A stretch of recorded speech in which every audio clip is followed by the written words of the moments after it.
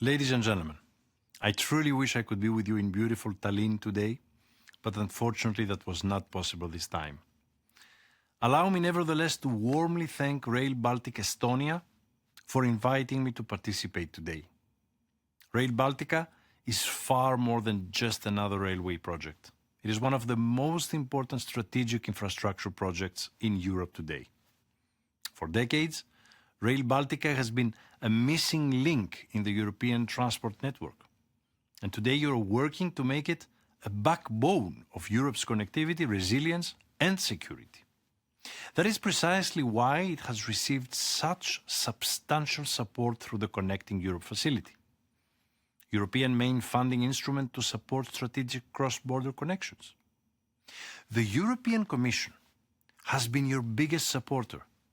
Rail Baltica has received by far the biggest CEF support. No other project in Europe is even close by.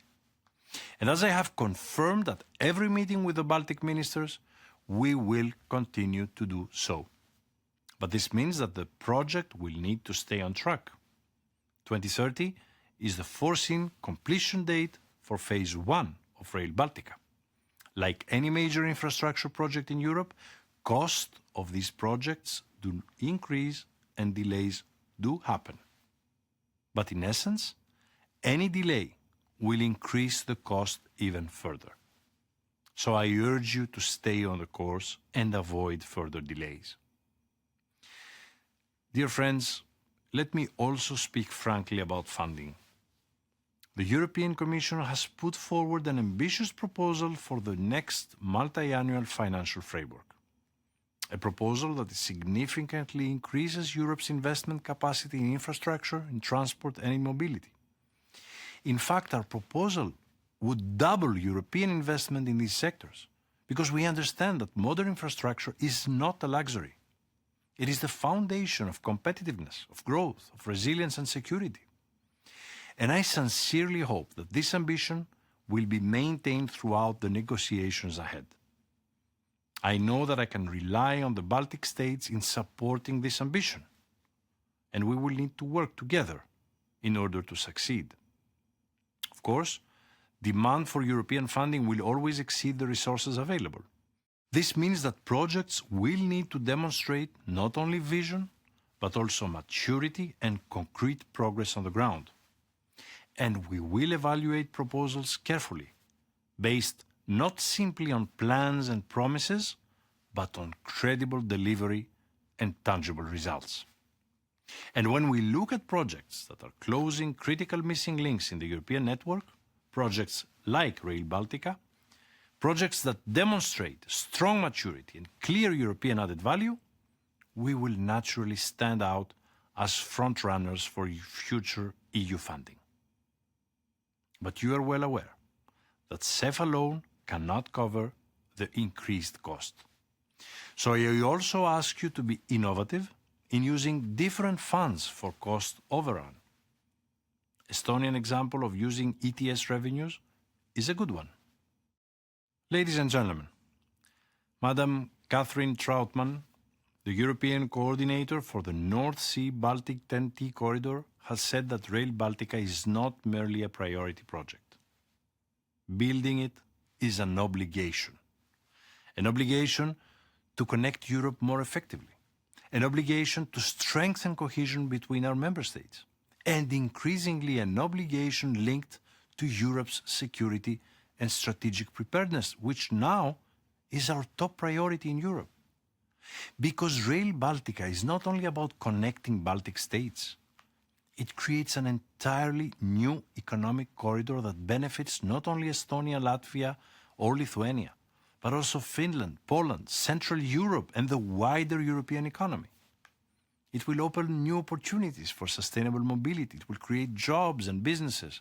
It will strengthen regional development and provide safer, faster, and more efficient transport solutions for both passengers and freight. And as with every major infrastructure project, there will be always skepticism. But critics often underestimate the transformative power of connectivity. History repeatedly shows us that infrastructure changes economies, changes regions, and changes opportunities. Investment in transport infrastructure stimulates growth, strengthens industrial ecosystems, and creates confidence for future investment. Think of a Öresund bridge connecting Denmark and Sweden. Since it opened in 2000, it has dramatically increased cross-border commuting, boosted economic growth, merged labor markets, and fostered regional integration. And Rail Baltica is already a strong example of this European added value in action. A truly European project involving more than 100 companies from all across Europe. And when ready, it will unlock major opportunities in markets that remain today underconnected. Ladies and gentlemen, since the 24th of February 2022, Europe's geopolitical reality has fundamentally changed. And those events have made one thing clearer than ever before. Europe must be better connected. Until recently, discussions around Rail Baltica focused primarily on passenger transport, freight connectivity, and economic integration. Very important, yes. Today, however, another dimension has become unmistakably clear. The strategic importance of the European standard railway network for military mobility along NATO's eastern flank. We cannot underestimate the logistical challenge of moving troops, military equipment, and critical supplies rapidly across Europe whenever and if it is needed.